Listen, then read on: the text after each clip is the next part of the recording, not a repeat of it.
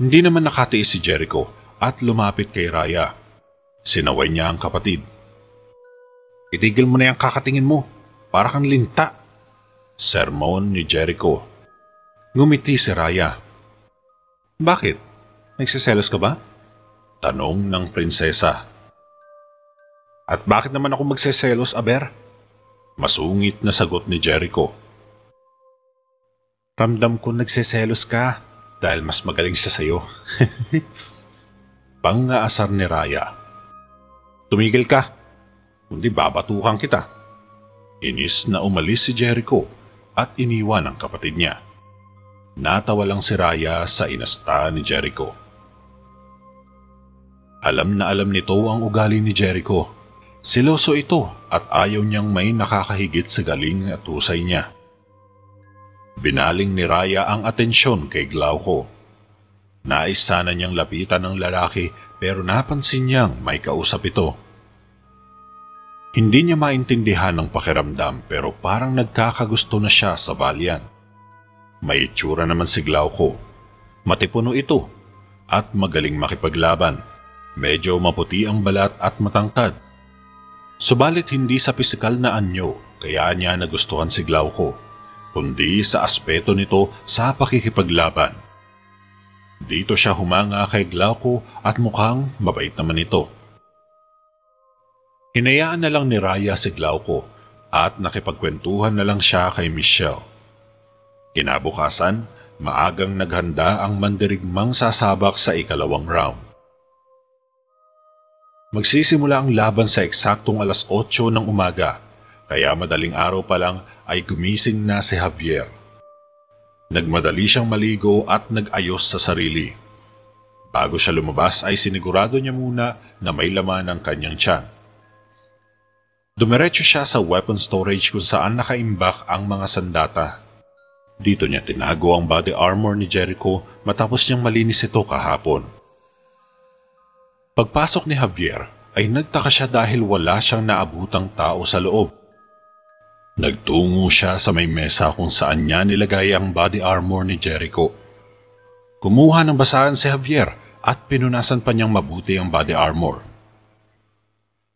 At habang nagpupunas siya ay bigla siya nakadinig ng ingay na parang sumitsit.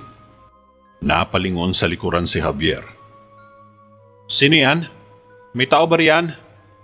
Tanong niya, ngunit walang sumagot.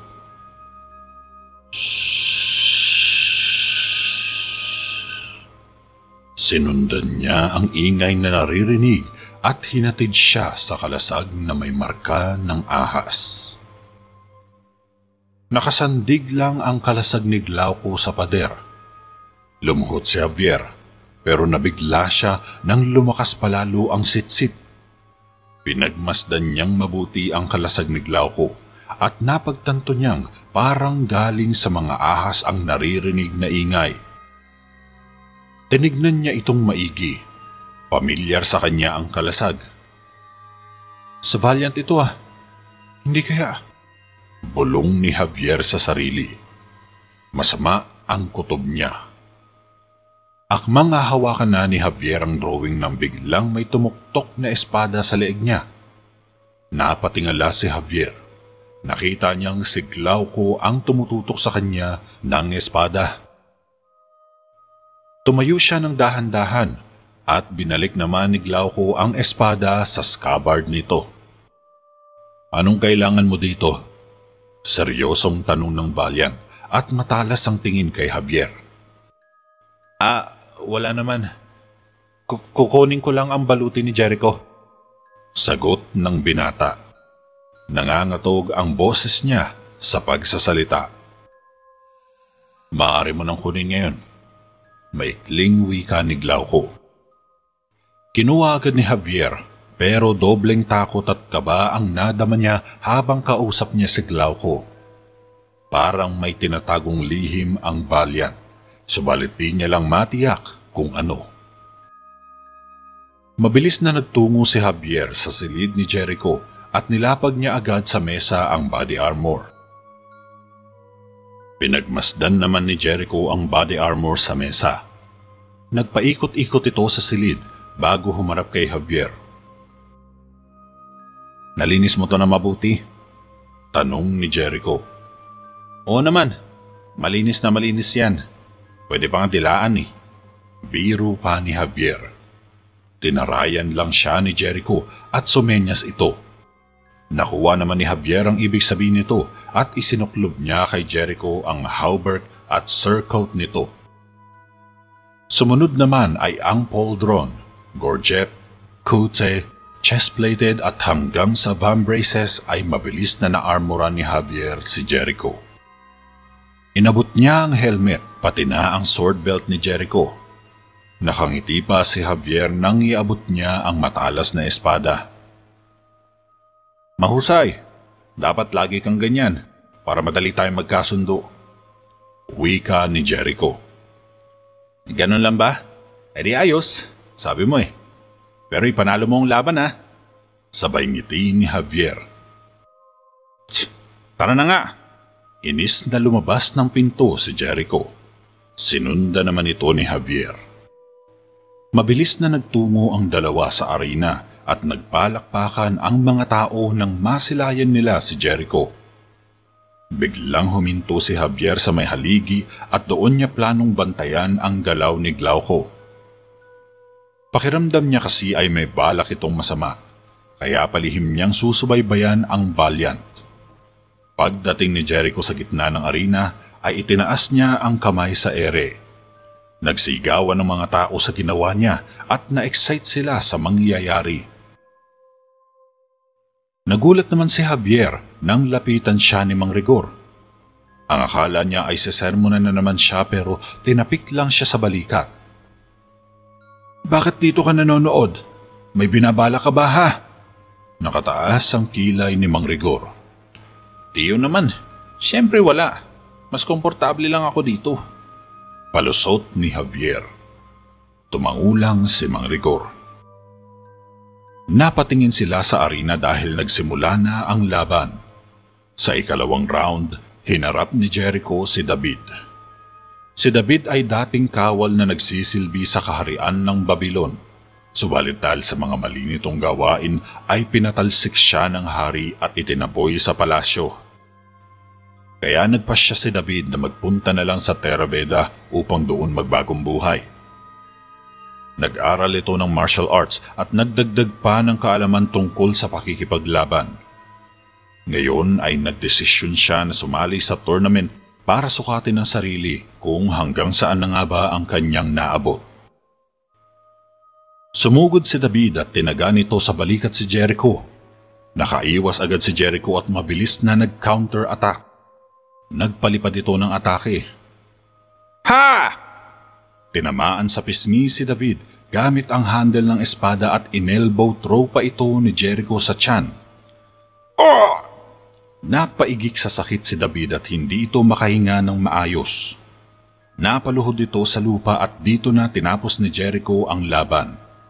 Sinipa niya ng malakas si David sa panga at lumipad ang helmet nito.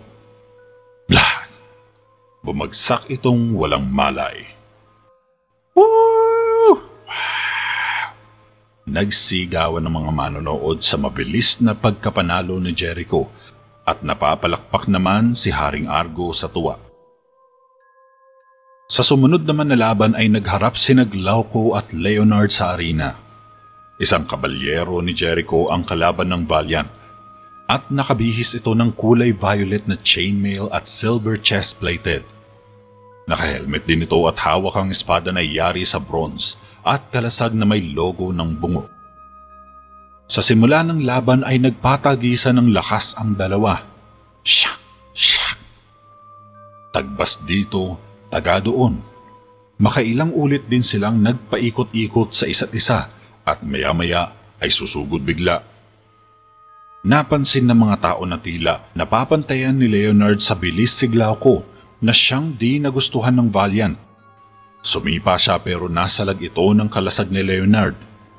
Tumaga si Leonard, subalit nakayuko naman agad si Glauco. At sabay na umatake ang dalawa. Plang! Tang! Nagkiskisa ng sandata nila. Halatang walang handang magpatalo. Ngunit nakatsyempo si Glauco at inundayan ng saksak ang kabalyero.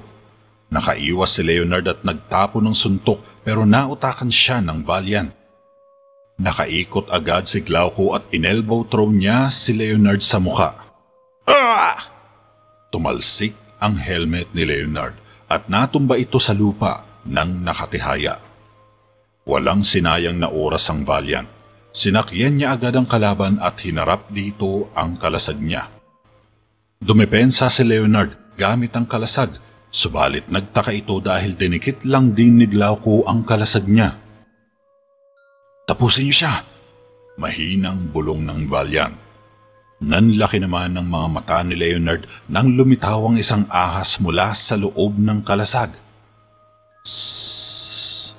Sinubukan tuklawin ng ahas si Leonard at nakaiwas siya, pero hindi nito inaasahan ang paglitaw ng isa pang ahas. Umatake ito kay Leonard. Ah! Nakagat si Leonard pero daplis lang. Dismayadong tumayo si Glauco dahil hindi natupad ang balak niya. Dahil sa inis ay inundayan na lang niya ng handle ng espada si Leonard. Nawalan agad ito ng malay. Mabilis na hinubad ng Valiant ang helmet niya at hinagis sa lupa ang kanyang espada. Napapalakpak tuloy ang mga manunood dahil hindi na naman sila binigo ni Glauco. Naipanalo ulit niya ang laban. Masaya din si Raya para kay Glauco at kitang-kita ang ngiti sa labi ng prinsesa. Matapos ang laban ay pumasok si Mang Rigor sa arena at sinuri niya agad ang sitwasyon ni Leonard. Kita niyang masama ang lagay ng binata at tila may iniinda itong sakit sa katawan. Javier! Tinawag ni Mang Rigor si Javier at binuhat nila si Leonard patungo sa bahay. Pinahiga nila ito sa lamesa at mabilis na tsinek ng matanda ang pinsala ni Leonard. Nasaksak pa siya, tiyo? Tanong ni Javier. Yumuko ito at tiningnan sa katawan si Leonard. Tingnan mo to. Tinuro ng matanda ang leeg ni Leonard. Nagulat si Javier nang makita niyang may 2 pares na butas. Ano po yan, tiyo? Pagtataka ni Javier. Sa nakikita ko, natuklaw siya ng ahas. Sagot naman ni Mang Rigor. Paano niyo po naman nasabi yan wala namang hayop sa loob ng arena? Saad ng binata. Napailing si Mang Rigor. Maging siya ay naguguluhan din. Bagaman kumpirmado ng matanda na kagat nga ito ng ahas, subalit hindi naman niya matukoy kung saan ito nanggaling o kung paano natuklaw ng ahas si Leonard. Ano na pong mangyayari sa kanya? Tanong pa ni Javier. Huminga ng malalim si Mang Rigor. Mangangati, lalagnatin, magsusuka at dahan-dahang manghihina ang katawan niya. Yan ang mga sintomas na nararamdaman ng isang tao kapag natuklaw ng ahas. At sa huli, mamamatay siya kapag hindi agad naagapan ng kamandag sa kanyang katawan. Paliwanag ng matanda. Nagimbal si Javier. Makakaya mo ba siyang gamutin? Kasunod na tanong ni Javier. Muling sinuri ni Mang Rigor ang leeg ni Leonard. Kakaiba ang kagat na natamo niya. Madalas sa mga normal na kagat ng ahas ay pabilog ang hugis. Pero ito hindi. May pagkakorting tatsulok. Mukhang hindi basta-basta ang ahas na nakapinsala sa kanya. Hindi pangkaraniwan at hindi makikita ang ganitong uri ng ahas sa Terabeda. Pahayag ni Mang Rigor. Kumuha ito ng basang tuwalya at ipinahid sa sugat ni Leonard. Kung gusto mo siyang gumaling, kailangan mong matagpuan ng ahas na kumagat sa kanya. Kailangan natin ng kamandag nito para makagawa ng lunas. Linya ng matanda. Tinignan ni Javier si Leonard. Tulog pa rin ang kabalyero at mukhang nagsisimula ng manghina. Mukhang tukoy ko na po kung sino ang may gawa nito. Sige po, tiyo. Aalis na po ako. Paalam ni Javier. Hoy, Javier! Saan ka pupunta? Habol pa ni Mang Rigor, pero di na siya nilingon ni Javier. Paglabas ng bahay ni Javier ay nagpunta siya sa kabilang tore. Pinuntahan niya ang silid ng Valiant. Pagdating niya, dahan-dahan niyang binuksan ng pinto at sumilip sa loob. Nakita niya agad si Glauco na may hawak na isang daga. Umupo at humarap ito sa kalasag. Nilapit nito ang daga at nagimbal si Javier nang unti-unting lumitaw ang 3 ahas mula sa kalasag at sinakmal ng isa ang kawawang daga. Napigtas ang ulo ng daga at pinag-agawan ng 3 ahas ang katawan nito na animoy mga hayok na leon. Dahil sa takot, sinara agad ni Javier ang pinto at lumayo na siya sa kwarto. Nadinig ni Glauco ang mga yabag ni Javier nang tumakbo siya. Mabilis na hinugot ni Glauco ang sariling espada. Hinabol nito ang taong nakakita sa kanya pero hindi na ito naabutan ni Glauco. Bumalik sa bahay si Javier at ipinaalam niya kaagad kay Mang Rigor ang nangyari. Tama nga ang kutob ko.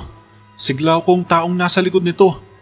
Gumagamit siya ng salamangka at nakita mismo ng 2 mata ang ginawa niya. Nasa loob lang ng kalasag ang mga ahas. Kakaibang itsura nito at malalaki ang mga ulo. Kailangan malaman ito ni Jericho.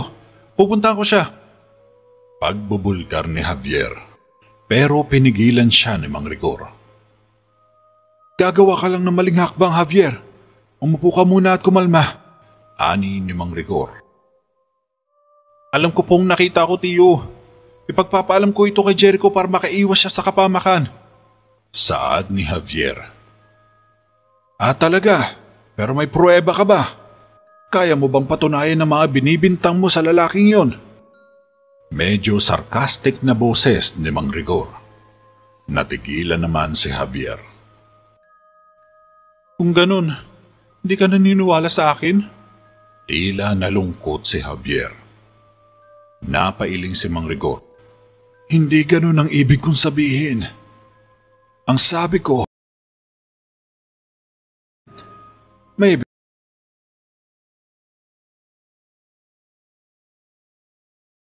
mga bagay na yan nang walang sapat na batayan. At ang masaklap pa, baka ipatapong ka pa niya palabas ng Terabeda. Mahabang wika ni Mang Rigor. Wala na po akong pakialam, tiyo. Alam ko pong nakita ko. Gumagamit talaga si Glauco ng salamangka at kapag hinayaan natin siya, maaaring mapahamak si Jericho. Giit ni Javier. Napabuntong hininga si Mang Rigor.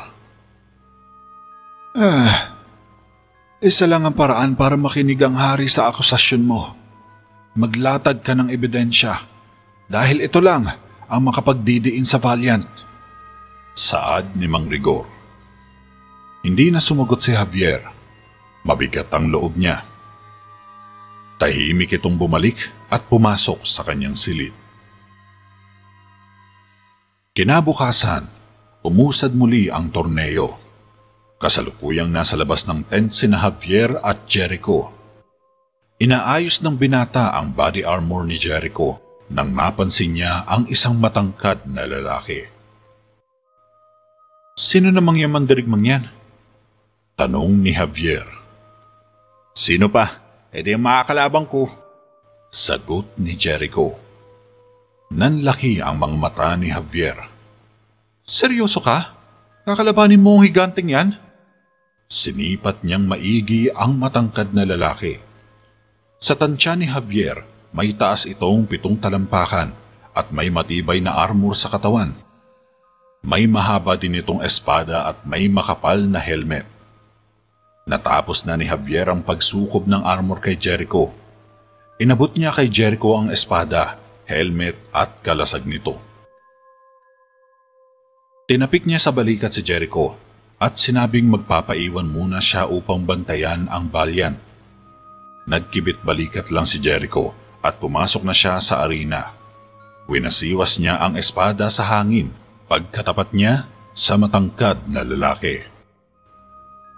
Nag-fighting pose naman ang kalaban niya at hinugot nito sa scabbard ang mahabang espada. Samantala, nagpalinga-linga si Javier sa paligid ng arena. Hinahanap niya ang Valiant, subalit hindi niya ito makita. Nagpasya siyang maglibot-libot sa likod ng courtyard ng kastilyo. Lahat ng madaanan niyang tent ay sinusuri niyang mabuti, hanggang sa matagpuan na niya si Glauco sa isang tent. Ngumiti ito kay Javier nang makita siya. Tinaponan niya lang ito ng matalim na titig. Biglang sumulpot sa likuran si Mang Rigor. "Ano? Ayos ka lang ba?" tanong ng matanda. "Maayos naman po, tiyo. Tulad ng sinabi niyo, maglatag ng ebidensya." Masungit na sagot ni Javier. Napabuntong hininga si Mang Rigor. Klang! Krak! Klang!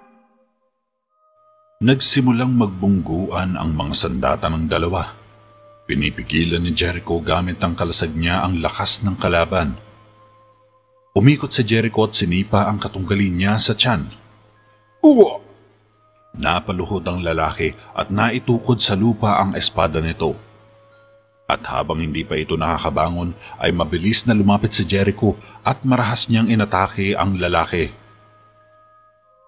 Gamit ang kalasag ay sinuntok niya ito sa panga. Naalog ng malakas ang helmet ng kalaban. Pah! Nayanig ang ulo ng lalaki sa loob ng helmet. Hilong-hilo ito habang umaatras palayo kay Jericho. Gumamit ng puwersa si Jericho at isang roundhouse kick ang pinakawalan niya. "Ah!" Sigaw ng lalaki sabay bumagsak sa lupa. Nawalan ito ng malay sa isang sipa lang.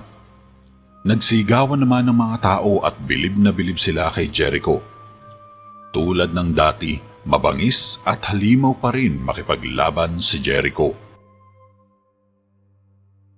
Gumuhit ang ngiti sa mga labi ni na Michelle at Raya. Masaya din sila sa pagkapanalo ni Jericho. Maya-maya pa ay umusog sa laban ang isa pang mandirigma na tinitingala. Si Glauco, ang valiant na may kakaibaang tactics at combat skills. Makakalaban niya ang Asyano ng Thailand. Sa simula ng laban ay malikot kumilos ang Asyano. Tumatalon-talon ito at naghahagis ng mga shuriken, subalit kinakain lang ito ng kalasag ni Glauco. Nag-sidestep si Glauco sabay ikot at nagtapon ng uppercut sa Asyano. Pag! Tinamaan ng Asyano sa baba. Napabuga ito ng laway at bumagsak itong tulog. Sa maiksing sandali ay nagtapos agad ang laban. Napahanga muli ang mga manonood kay Glauco. Mukhang palagay nila ay sina Jericho at Glauco ang maghaharap sa finals bracket ng torneo. Napatayo ang mga tao at sinisigaw ang pangalan ni Glauco. "Ang husay mo, Glauco!" Sigaw ng matanda. "Ang galing mo!" Sundot naman ng ale. "Glauco! Glauco! Glauco!" Sabay-sabay na sigaw ng mga tao at nagpapalakpakan sila sa pagpuri sa Valiant. Lumapit naman si Mang Rigor sa Asyano na tinalo ni Glauco. Sinipat niya ang leeg nito at tinawag ang mga kawal. "Dalhin niyo na siya!" Pinahiga ng dalawang kawal ang Asyano sa stretcher at nilabas sa arena. "Ano, may nakita ka ba?" Tanong ni Javier nang makalapit sa kanya si Mang Rigor. Umiling lang ito at tumingin sila sa scoreboard. "Haharapin ni Jericho ang Valiant sa huling laban. Gagamitin ni Glauco ang kalasag para patayin siya." Wika ni Javier at iniwan si Mang Rigor. Tahimik lang ang matanda at mukhang malalim ang iniisip. Sinundan niya lang ng tingin ang pamangkin hanggang sa makalayo. Kinagabihan, tahimik na nakaupo si Javier habang pinagmasdan niya si Leonard na nakahiga sa mesa. Humihinga pa rin ito ngunit walang malay. Alam ni Javier, mahina na si Leonard dahil kapansin-pansin ang pamamantal ng katawan nito at pamumutla ng balat. Dumating si Mang Rigor sa bahay at nilapitan si Javier. Javier, gaya ng sabi ko sa'yo, hindi basta-basta ang mang-akusa ng walang sapat na ebidensya. Kailangan may katibayan ka sa binibintangan mo para paniwalaan ka ng lahat. Pero napag-isip-isip ko, mukhang tama ka naman. Huwag nating hayaang mapaslang ng Valiant ang susunod na hari. Wika ng matanda. Napatingin dito si Javier. Pero wala pa tayong ebidensya, sagot niya. Tama ka. Pero kung malalaman ng hari na gumagamit ng Salamanca ang Valiant, patatalsikin niya ito sa laro at paalisin sa Terraveda. Lintaya ni Mang Rigor. Napatayo agad si Javier. Mukhang nakaisip ito ng paraan. Tinawag siya ni Mang Rigor, subalit hindi na siya lumingon pa. Sa loob ng palasyo, naghanda ng maliit na salo-salo si Haring Argo. Inanyayaan niyang makisaya ang mga mandirigmang nanalo sa ikatlong round. Naroon din sa pagtitipon si Jericho. Kaharap niya si Glauco na nasa tabi lang ng kanyang amang hari. Glauco, isang tanong lang. May pag-asa ka bang matalo ang anak ko? Seryosong sabi ni Haring Argo at nilagyan niya ng alak ang kupeta ni Glauco. Sa totoo lang kamahalan, mahusay po naman dirigma ang anak niyo. Kaya umaasa din akong matalo siya. Diretsong sagot ng Valiant sabay lagok ng alak. Alam mo Valiant, gusto kita. Isa sa mga taong gusto ko ay diretso magsalita. Ang knight na katulad mo ay bibihira lang masilayan. Kaya kung mamarapatin mo, nais sana kitang alukin ng katungkulan bilang isang kabalyero ng Terraveda. Malay mo, maging pinuno ka ng mga kabalyero ni Jericho. Alok ng hari. Pag-iisipan ko huyan, kamahalan. Sabay ngiti ni Glauco at tumingin kay Jericho. Samantala, sa isang sulok naman ng haligi, tahimik lang na pinagmamasdan ni Javier ang Valiant. Dahan-dahan siyang umalis sa lugar at nagpunta sa kwarto ni Glauco habang abala pa ito sa maliit na hapunan kasama ang hari. Pagdating ni Javier, napansin niyang nakalak ang pinto ni Glauco. Gumamit siya ng incantation at mabilis na natanggal ang kawali. Dahan-dahan siyang pumasok sa loob at sinara ang pinto. Pagpasok niya ay bumungad sa kanya ang kalasag ni Glauco na nakapatong sa isang silya. Madali niya lang nakita yun dahil nakaharap ito sa may pinto. Napansin din ni Javier ang isang espada na nakasabit sa dingding. Kinuha niya ito at tinutok sa kalasag. Dahan-dahan siyang lumapit sabay lumuhod at sinuring mabuti ang kalasag. Subalit bigla na lang napatayo si Javier nang makadinig siya ng mga yabag.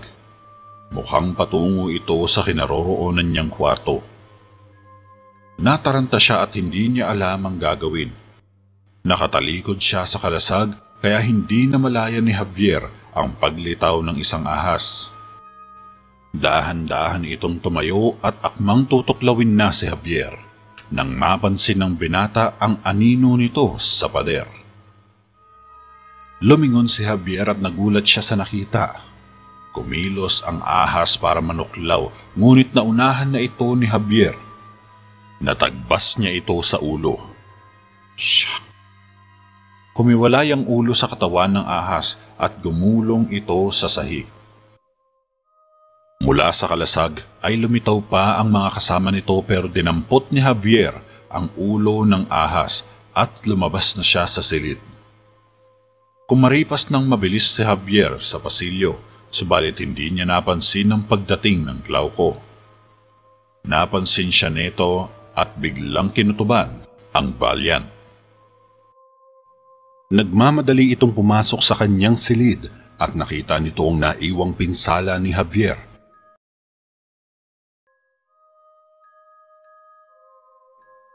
Sa kabilang dako, kaagad gumawa ng antivenom si Mang Rigor nang iabot sa kanya ng pamangkin ang ulo ng ahas. Kumilos si Javier para isumbong kay Jericho ang nangyari. para mabigyan niya rin ng babala ito mula kay Glauco. Sige iho, ako nang bahala rito. Madali ko lang magagawa ang lunas. Habol pa ni Mang Rigor. Matapang ang ginawa mo iho. Tumangulang si Javier at lumabas na ng bahay. Ilang sandali pa ay nakarating na si Javier sa kwarto ni Jericho. Nadatnan niya ito na nakaupo sa silya. Nilapitan niya ito at pinakita ang ulo ng ahas. Nagulat si Jericho nang makita ang ulo. Nandadaya si Glauco, Jericho.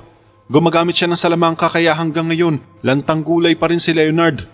Kailangan natin siyang isumbong sa hari para mapatalsik siya sa Terra Veda. Wika ni Javier. Teka. Ibig mong sabihin, ikaw ang gumawa nito? At saan mo nakuha yung ahas na yan? Medyo natatawang reaksyon ni Jericho. Maniwala ka sa akin, Jericho. Nakita ko mismo ang mga ahas mula sa ginagamit niyang kalasag. Muntik na akong tuklawin ng isa pero buti naputulan ko ng ulo. Makinig ka. Kailangan natin ito ipaalam sa iyong ama bago pa mahuli ang lahat. At naniniwala ako na gagawin niya ulit ito sa laban ninyo. Kaya ano pang hinihintay mo? Tara na. Mahabang lintayan ni Javier, ngunit tinawanan lang ulit siya ni Jericho. Tumayo si Jericho at tumalikod kay Javier. Nagtaka naman ang binata. Hindi ko talaga gusto si Glauco, pero hindi ibig sabihin nandadaya na siya. Wika ni Jericho. Kinuha ni Javier ang ulo ng ahas na nakalapag sa mesa. Tignan mo itong maigi. May nakita ka na bang ganito sa loob ng Terra Veda? Naging seryoso ang mukha ni Jericho at nakuha ni Javier ang atensyon ng anak ng hari. Inagaw ni Jericho ang ulo at sinipat itong mabuti. Alam kong alipin lang ang turing mo sa akin, pero hindi ako nagsisinungaling sa'yo. Seryosong wika ni Javier. Tumingin si Jericho sa mga mata ni Javier at napansin niyang mukhang nagsasabi naman ito ng totoo. Sige, kakausapin ko si ama tungkol dito. Pangako ni Jericho. Natuwa naman si Javier sa kanyang narinig. Sa wakas, may naniwala rin sa kanya at si Jericho pa mismo. Kaya may pag-asa na siyang mapatalsik ang Valiant sa kaharian ng Terra Veda. Subalit, habang nag-uusap ang dalawa, hindi nila namalayan ang pagsulpot ng isang ahas. Gumagapang ito sa taas ng atik o sa may kisame at nakatutok ang tingin sa kanila. Parang may sariling pag-iisip ang ahas dahil hindi man lang ito gumagawa ng ingay at tahimik lang na nagmamasid.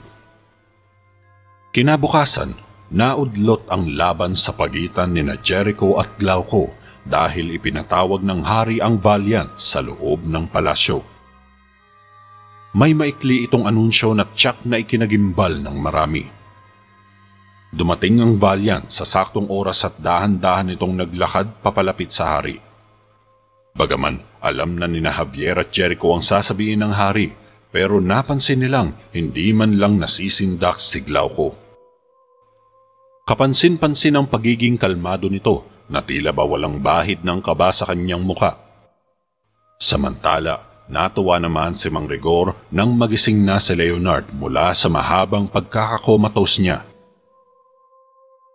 Tiningnan mabuti ni Leonard si Mang Rigor at nagtatakang nilibot niya ang paningin sa buong silid. Salamat naman iho at gising ka na.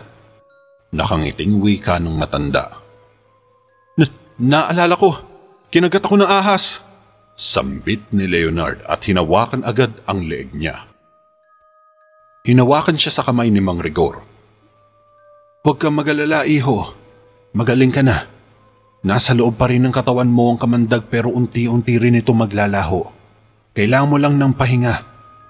Kumilos na si Jericho at ang aking pamangkin para panagutin ang may sala. Lintaya ni Mang Rigor. Naalala bigla ni Leonard si Glauco. Napakagat siya sa labi, bunsod ng galit. Hindi niya matanggap na natalo siya sa isang dayuhan. Maiwan na muna kita dyan iho. Kukuha lang ako ng mga sangkap para gumawa ng herbal. Magpahinga ka muna at magpalakas. Kailangan ka ni Jericho upang makuha ang testimonya mo at mailahad mo sa lahat ang tunay na nangyari.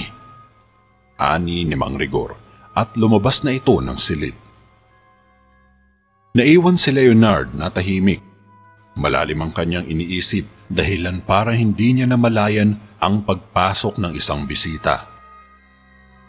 Gumapang ito palapit sa kama kung saan siya nakahiga at pumasok sa loob ng kumot niya. Napabangon si Leonard, subalit huli na ang lahat.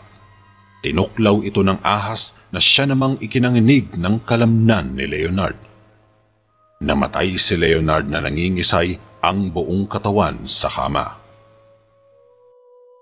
Matapos takasan ng hininga ay sumibat kaagad ang ahas at ang bakas lang nito ang naiwan sa krimen. Sa loob naman ng palasyo, nagtungo sa gitna si Jericho at humarap sa amang hari. Mahal kong ama, naniniwala po akong gumagamit ng salamangka si Glauco upang mandaya sa laban. Panimula ni Jericho. Nabigla at napatingin sa kanya ang lahat. Glauco, totoo ba ang sinasabi ng aking anak? Tumingin sa Valiant ang hari. Lumapit naman ng husto si Glauco. Sinundan lang siya ng tingin ni na Javier at Jericho. Isa itong kalokohan, kamahalan. Hinding-hindi ako gagamit ng mahika para lang manalo. May ebidensya ka ba para patunayan ng inaakusa mo sa akin? Matalas na tumitig si Glauco kay Jericho. Tumingin din si Haring Argo sa anak. May ebidensya ka ba, Jericho? Anang hari. Meron po akong ebidensya, ama. Sandali lang at ipapakita namin sa inyo. Sagot ni Jericho. Sumenyas ito kay Javier at lumapit ang binata sa hari. Ipinakita niya ang ulo ng ahas at inabot pa yun sa hari. Kalmado naman sa tabi si Glauco na parang di man lang nababahala. Sinuring mabuti ng hari ang itsura ng ahas at humarap ito kay Glauco. Patingin nga ako ng kalasag mo. Pinakita ng Valiant ang kalasag at pinagkumpara naman ng hari ang ulo sa mga ahas na nakapinta sa naturang kalasag. Mag-iingat po kayo, ama. Babala ni Jericho. Hinugot niya ang espada niya, subalit tumingin ng matalim ang hari. Saktong paghawak ni Haring Argo sa kalasag ay dumating din si Mang Rigor. Tinawag nito si Javier. Nakikita niyo naman, kamahalan. Isa lang yang ordinaryong kalasag. Sabat ni Glauco. Sakalang lilitaw ang ahas niyan kapag gutom na. Saad ni Jericho. Ngunit teorya niya lang ito. Natawa naman ang Valiant sa sinabi niya. At paano mo naman mapapatunayan? Wika ng hari. Napabuga ng hangin si Jericho. May isa po akong saksi. Maikling tugon ni Jericho. Seryosong tumingin ng hari. Si Leonard, ang nakalaban ng Valiant. Natuklaw ito ng ahas na nagmula sa kalasag ni Glauco. Nangihina ang kanyang katawan subalit nabigyan siya ng gamot at nagpapagaling na sa ngayon. Ani ni Jericho. Nasaan ang sinasabi mong saksi? Sabi ng hari. Napalunok ng laway si Jericho. Teka. Humarap si Jericho sa magtiyo na abala nag-uusap sa tabi. Lumapit si Jericho at kinausap si Javier. Nasaan na si Leonard? Tanong niya. Patay na siya. Malungkot na sagot ni Javier. Ano na? Nasa na siya? Mataas na boses ng hari. Napalingon sila sa hari at napalunok ulit ng laway si Jericho. Sa kanya lang nakatutok ang atensyon ng lahat. Hinihintay ang sagot niya. Dahan-dahang lumapit si Jericho sa amang hari. Inipon niya lahat ang natitirang lakas ng loob bago magsalita. Patay na po siya, ama. Sabi ni Jericho na nakayuko. Palihim na natuwa si Glauco. Ibig sabihin, puro ka lang pala satsat. Tatanungin kita, Jericho. Nakita mo bang gumamit ng salamangka ang Valiant? Seryosong tanong ng hari. Matagal bago nakasagot si Jericho. Hindi. Maiksing sagot ni Jericho. Halatang nadismaya ang hari at tumalikod ito.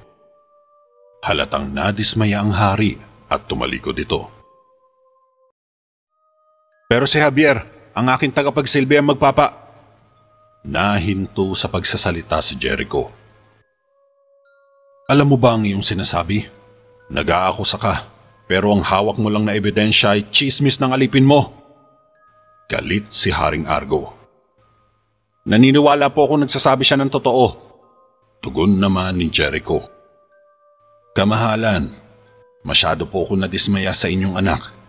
Sabat naman ni Glauco. Mahal na hari, totoo po ang aking nakita. Lumabas po talaga ang ahas sa loob ng kalasag ng Valiant. Wika ni Javier. Tumahimik ka! Malakas na sigaw ni Haring Argo at natahimik si Javier. Anong karapatan mong magsalita? Mga kawal, dakpin siya! Makapangyarihang utos ng hari. 2 kawal ang lumapit at hinawakan nila sa braso si Javier at kinaladkad siya palabas. Kamahalan, sambit ni Glauco. Sandali! Napatigil naman ang mga kawal. Sa tingin ko po ay nagkakamali lang si Javier sa kanyang nakita. Mukhang namamalikmata lang siya, kaya papalagpasin ko na lang ang atraso niya. Dugtong ni Glauco. Nakita niyo na? Ganito dapat ang isang mandirigma. May prinsipyo at dangal. Sabi ng hari. Nakayuko lang si Jericho at tahimik. Kamahalan, sa palagay ko ay natatakot lang si Jericho na humarap sa akin. Kaya gumawa na lang siya ng palusot. Parang gusto na yata niyang umurong sa laban pero nahihiya lang siya sabihin. Pangiinis ng Valiant. Napatitig sa kanya si Jericho. Totoo ba ito, anak? Uurong ka na sa laban? Galit na tanong ng hari. Hindi po, ama. Hindi po totoo yan. Sagot ni Jericho at tumingin ng matalim kay Glauco. Para saan yung alegasyon mo sa kanya? Tanong ni Haring Argo. Hindi nakareact si Jericho. Tameme ito at hiyang-hiya sa lahat. Sa totoo lang, mukhang hindi lang kami nagkakaintindihan. Mahinang sabi ni Jericho. Pakiramdam niya ay talunan siya sa lagay niya. Humarap si Jericho nang nakayuko kay Glauco at pinasok sa loob ng scarab ang espada niya. Pasensya na. Paghingi ng tawag ni Jericho. Tinatanggap ko ito. Tugon naman ni Glauco. Tahimik na umalis si Jericho at sinundan lang ito ng tingin ng marami. Binitiwan naman ng mga kawal si Javier at tumitig ito ng masama kay Glauco. Nakangiti lang ang Valiant. Mabigat ang loob ng binata nang lumabas ito ng palasyo.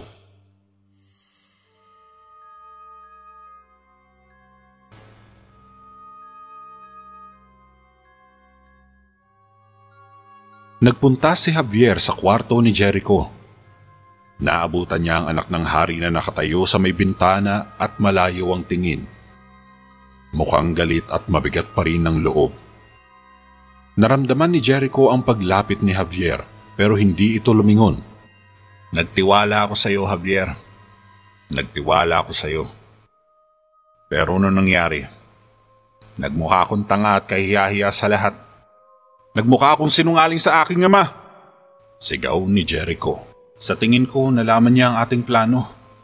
Katwiran ni Javier. Humarap si Jericho. Talaga? Nalaman niya ang plano? Ang hari at mga kabalyero ko, tingin nila sa akin na isang duwag. Pinahiya mo ko sa harap nila.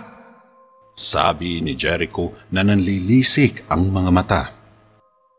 Magagawan pa natin ang paraan to. Saad ni Javier. Hindi na kailangan. Umalis ka na! Pagtataboy ni Jericho kay Javier. Bigyan mo ko ng isa pang pagkakataon, Jericho. Gagawa ko ng paraan. Maaari kong pasingawin ang baho ni Glauco kapag nagtulungan tayo. Pakiusap ni Javier. Ang sabi ko, umalis ka! Sigaw ni Jericho. Malungkot na lumabas si Javier na mabigat ang loob. Galit at puot ang kanyang nararamdaman. Hindi kay Jericho, kung hindi sa Valiant. Napaupo naman si Jericho sa may mesa at mabigat din ang loob. Mukhang nasobrahan siya sa mga nasabi kay Javier. Nakaramdam ito ng lungkot at pagsisisi. Pumunta si Javier sa tunnel. Dala ang sulo ay pinailawan niya ang kuweba. Nagpalinga-linga ito at hinahanap sa paligid ang dambuhalang dragon. "Nasaan ka?" sigaw ni Javier. Nag-e-echo ang boses niya sa loob ng kuweba. "May sasabihin ako sa'yo. Kung ano man ang tadhana o kapalaran ko. Sa tingin mo, kaya kong malampasan yon? Hindi! Mali ka ng piniling tao!" Wika ni Javier. Walang sumagot. Tahimik lang ang paligid. Ganito na lang ba? Sige, tapos na tayo! Tumalikod si Javier nang may magsalita sa kanyang likuran. Kung ganun lang kadaling iwasan ang kapalaran. Dahan-dahang pumanaog ang dragon mula sa ere at tumapak ito sa malaking bato. Paano ko naman magagawa ito kung iniwan naman ako sa ere ng taong poprotektahan ko? Ayaw niya na ako makasama. Kailangan mo lang magtiis sa umpisa. Masasanay ka rin naman sa huli.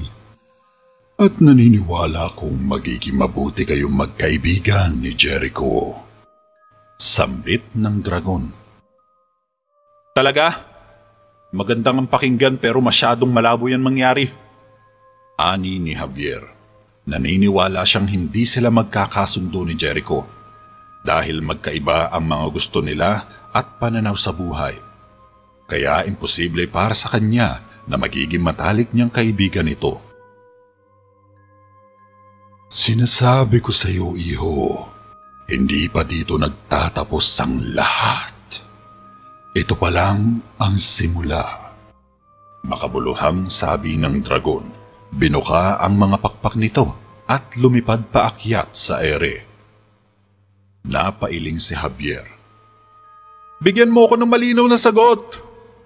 Habol ni Javier, subalit hindi siya pinansin ng dragon. Unti-unti itong lumiit hanggang maglaho sa kawalan. Makalipas ang isang oras, tahimik na nakaupo sa hagdan si Javier sa may square. Nakita siya ni Michelle at nilapitan siya nito. Mukhang ang lalim ng iniisip mo Sabay tinabihan si Javier. 1 metro ang distansya ng babae. Nahihiya din itong dumikit dahil hindi pa sila close ng binata. Totoo bang gumagamit ng salamangka ang Valiant na yun? Tanong ni Michelle. Tumangulang si Javier. Kung ganun, ano nang gagawin mo ngayon? Tumingin si Javier kay Michelle. Hindi ko alam. Susuko na siguro ako. Napahinga ng malalim si Javier. Napayakap siya sa mga binti niya. Ang dali mo namang sumuko. Bakit? Ayaw mo bang ipakita na tama ka at mali sila? Wika ni Michelle. Paano ko naman gagawin yun? Wala nang naniniwala sa akin. Tipid ng ngiti ni Javier. Hindi ko rin alam. Pero kailangan mo pa rin gumawa ng paraan. Sagot naman ni Michelle. Napabuntong hininga si Javier at di niya sinasadyang mapalingon sa isang estatwa na nakatayo sa may gilid ng garden. Mukhang alam ko na kung paano. Wika ni Javier at nilapitan niya ang naturang estatwa. Rebulto ito ni Affen Pinscher, isang asong nabibilang sa hanay ng mga pitbull at French bulldog na tinaguriang mga dog breeds. Nakaupo ang posisyon ng aso na parang nagpapahinga lang. Binuhat ni Javier ang estatwa pero sobrang bigat nito at hindi niya kaya mag-isa. Lumapit si Michelle nang nagtataka. Pwede mo ba akong tulungan? Pakiusap ni Javier. Bahagyang napailing ang dalaga. Paano naman natin mabubuhat yan ang bigat-bigat niyan. Kumuha ka ng kariton. Mungkahi ni Michelle. Napangiti naman si Javier sa sariling katangahan. Kumuha ito ng kariton at sinakay nila ang estatwa. Dali-daling umuwi sa bahay si Javier. Ipinasok niya sa silid ang estatwa at napansin siya ni Mang Rigor. At anong gagawin mo sa batong yan? Pagtataka ng matanda. Di syempre, para hulihin sa bitag ang Valiant. Nakangiting sagot ni Javier. Napailing lang si Mang Rigor. Pumasok si Javier sa kwarto at hinanap ang libro niya. Umupo siya sa kama at binasa niya ang spell na maaaring makatulong sa kanya. Kinabisan niya ng maayos ito at paulit-ulit niyang binasa. Bebay Odothai, Bebay Odothai, Arisan Quicum. Usal ni Javier at tumingin sa rebulto ng aso. Ngunit walang nangyari. Sinambit niya muli ang spell sa iba't ibang paraan at posisyon. Minsan ay ibinubulong pa niya sa tainga ng estatwa na animoy nasisiraan na ng ulo. Subalit kahit anong gawin ni Javier ay hindi pa rin umuubra. Pagsapit ng gabi, napapalikwas ng bangon si Raya mula sa masamang panaginip. Hingal siyang napaupo sa kama nang may narinig siyang ingay sa labas. Tumayo siya at lumapit sa bintana at sumilip. Nakita niya si Jericho na mag-isang nagsasanay sa ilalim ng buwan. Nakaramdam ng lungkot si Raya. Naging sunod-sunuran na lang ito sa hari dahil malaki ang respeto nito sa kanilang ama. Alam niyang wala itong lakas na loob na sumuway. Taliwas sa paniniwala at ginagawa ni Raya. Madalas niyang sagot-sagutin ng hari kapag alam niyang mali ito. Bumalik si Raya sa kama at natulog ulit. Bebay Odothai, Bebay Odothai, Arisan Quicum. Bigkas ni Javier. Umabot na siya ng 100 pero wala pa rin nangyayari at napahiga na siya sa inis. Asar na lumabas ng kwarto si Javier at pinuntahan si Jericho. Naabutan niya sa kwarto ito at tahimik na nakatingin sa salamin. Napansin siya ni Jericho. Naiintindihan mo naman siguro yung sinabi ko sa'yo, di ba? Kalmadong sabi ni Jericho. Ngunit hindi natinag si Javier. Bukas na ang laban yung ni Glauco. Gagamitin niya ang kalasag para paslangin. Napatigil sa pagsasalita si Javier.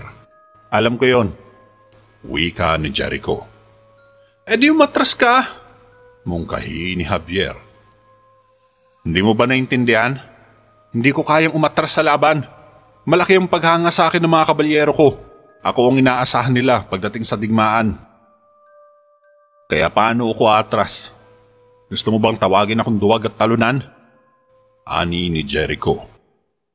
Natahimik si Javier. May punto naman ang sinabi nito. Huminga siya ng malalim at inipon ang lakas ng loob. Papatayin ka ng Valiant!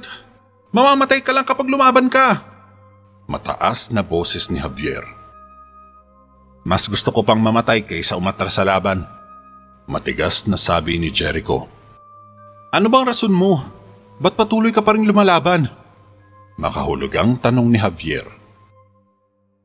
Dahil yun ang gusto kong gawin. Tahimik na umalis si Javier matapos sabihin yun ni Jericho. Napaisip siya at mukhang naiintindihan na niya lahat kung ano talaga ang tungkulin niya. Bebay Otoday! Bebay Otoday! Arisan Quicum! Sambit ni Javier pagdating sa silid niya. Magdamag niyang inusal ang spell hanggang abutan na siya ng umaga, pero wala pa ring nangyayari. Kahit pagod na ang katawan, patuloy pa ring lumalaban ang isipan ni Javier. Subalit sa pagkakataong ito, mukhang naubusan na ng pag-asa si Javier. Dahan-dahang tumitlop ang mga mata niya. Inaantok na siya hanggang sa hindi niya namalayang nakatulog na siya. Sa kabilang banda, nakabihis na ng body armor ni Jericho sa tulong ng kabalyero. Biglang pumasok si Raya at nilapitan ng kapatid. Yumuko naman ang kabalyero at iniwan sa silid ang magkapatid na maharlika. Dinampot ni Raya ang silver helmet sa ibabaw ng mesa at inabot kay Jericho. "Salamat," maikling sagot ni Jericho. Pansin ni Raya ang pamamaga ng mga mata ni Jericho. Halatang hindi nakatulog na maayos ang kapatid o sadyang di lang talaga ito natulog. Nalungkot muli ang prinsesa. Naawa siya sa kapatid. Umalis si Jericho at iniwan si Raya. "Mag-iingat ka," habol pa ni Raya. Tumangulang si Jericho. Hindi sigurado si Raya sa kahahantungan ng laban. Alam niya kung gaano kalakas ang Valiant, subalit may katiting na paniniwala pa rin siyang matatalo ito ni Jericho. Lumabas ng palasyo si Jericho at dumiretso sa arena. Naabutan niyang nakatayo na sa gitna si Glauco at mukhang kanina pa siya hinihintay. Nagharap ang dalawa at matalim ang tinginan nila. Isinukob sa ulo ang mga helmet nila at hinugot ang kanilang mga espada.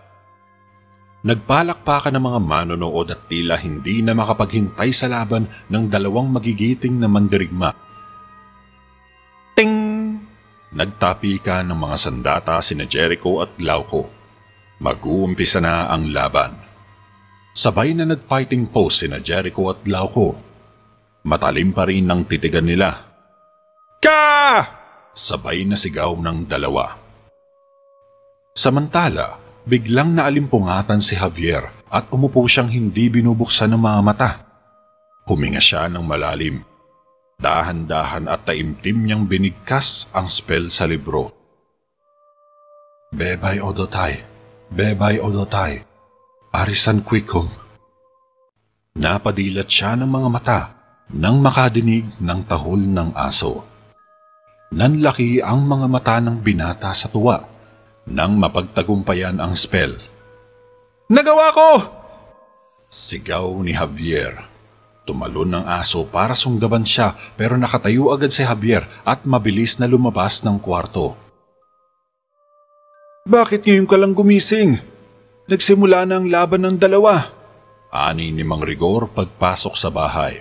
Sinalubong ito ni Javier. "Alam ko po yun, tiyo. Papunta na rin po ako sa arena." Napahinto sa paglabas si Javier. "Kahit ano pong mangyari, wag na wag po kayong papasok sa kwarto ko," bilin ni Javier at lumabas na siya ng bahay. Nagtatakang tinignan ni Mang Rigor ang silid ng pamangkin. At dahil sa kuryosidad ay dahan-dahan niyang nilapitan ito at binuksan.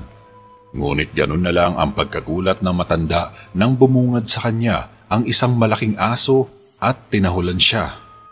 "Ah!" Sabay sara ng pinto. Napahawak si Mang Rigor sa dibdib. Muntik na siyang atakihin sa gulat.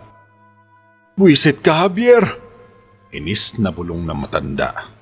Clang! Tang! Pang! Tunog ng gitgitan ng mga sandata ni na Jericho at Glauco. Walang nagpapatalo sa dalawa. Tuloy pa rin silang naglalaban dahil dangal nila ang nakataya. Isang laro ng kamatayan na wala sa kanila ang gustong sumuko. Dangal sa dangal at prinsipyo sa prinsipyo ang labanan. Sumugal na si Jericho sa laban na ito upang itayo ang bandila ng Terra Veda. Animoy pasan niya sa likod ng buong kaharian sa labang ito.